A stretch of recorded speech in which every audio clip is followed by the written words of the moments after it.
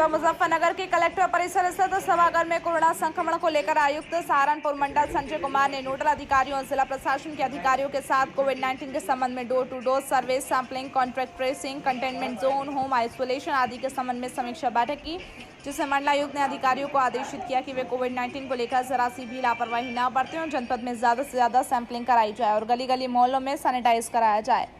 मुजफ्फरनगर से संवाददाता पवन अग्रवाल की रिपोर्ट। सर, आज बैठक ली गई है, किन मुद्दों पर बैठक ली गई? देखिए, मुजफ्फरनगर में शासन मुख्यमंत्री जी के निर्देश पे शासन के एक SGPGI के एक वरिष्ठ डॉक्टर और शासन के एक विशेष सचिव और मेरी अध्यक्षता में कमेटी को अनुश्रवण के लिए कोविड की व्यवस्था को देखने के लिए भेजा गया है। और मेडिकल कॉलेज में जो L2 L3 फैसिलिटी है उसका बहुत ही डिटेल हम लोगों ने एनालिसिस किया। कुछ कमियां थीं जिनको हम लोगों ने दुरुस्त भी कराया।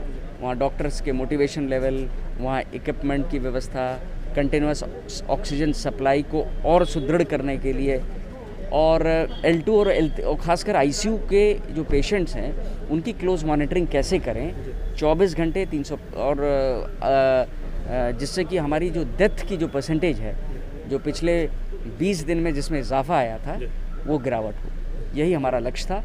और मुझे खुशी है कि पिछले 6 दिन में डेथ रेट जो 1.9% था मुजफ्फरनगर का, स्टेट एवरेज 1.4% है, वो एग्जैक्टली पिछले 6 दिन में 1.4% आज सुबह आ गया है। डेथ जो हर दिन हो रही थी उसमें अब ऑल्टरनेट डेज या कुछ हो रहा है। एक एक डेथ का डिटेल ऑडिट हम कर रहे हैं। हमने ज़िला प्रशासन ने एक नया L1 फैसिलिटी अपनी चालू कर ली है जिससे कि मेडिकल कॉलेज पे सिर्फ सीरियस पेशेंट का ही देखने का दबाव रहे। हमारी डॉक्टर्स और पूरी टीम एक साथ एक संयुक्त रूप से मिल के काम करे और बिना किसी कम्युनिकेशन गैप के, ये भी हमारा प्रयास है। हम लोग की ये भी कोशिश है कि किसी भी तरह हम एक भी पेशेंट की मृत्यु ना होने दें, यही हमारा बल है। उसके लिए दवाइयाँ, हमको स्पेशलिस्ट की ट्रीटमेंट की ज़रूरत है। हमको जो कोमॉर्बिड पेशेंट्स हैं उनको हम अतिरिक्त दवाइयाँ, चाहे इंसुलिन देनी हो, डायलिसिस की व्यवस्था हो, वो सारी व्यवस्थाएं हम मुकम्मल और कराएं उनको और सब पेशेंट्स को हम स्वस्थ करके घर भेजें, यही हमारा प्रयास है और हम उसमें सफल होते दिख भी रहे हैं। सर, पॉजिटिव जो रेट आ रहे थे उसकी कमी भी अब एक 2-3 दिन से जब से नोडल प्रभारी आए हैं काफ़ी फ़र्क है और मैं समझता हूँ कि श्रेय ज़िला प्रशासन और CMO और उनकी पूरी टीम को जाता है, क्योंकि उन्होंने कुछ गैप्स थे, कई बार वो गैप्स ओवरलुक हो जाते हैं। उन सारे गैप्स को हम लोग ने पकड़ा, स्पेशलिस्ट को बहुत बारीकी से छोटी छोटी चीज़, उदाहरणतः मैं बताऊँ जैसे कि जो ICU में जो मॉनिटर्स की व्यवस्था हम एक बाहर भी रखें, हम इन्हें व्हाट्सएप ग्रुप पे वार्डों के लाइव पिक्चर्स और वीडियोस DM, CMO और मेरे मोबाइल पे, कमिश्नर और सारे लोगों से वरिष्ठ अधिकारियों को मोबाइल पे डेली बेसिस पे 324 घंटे आए।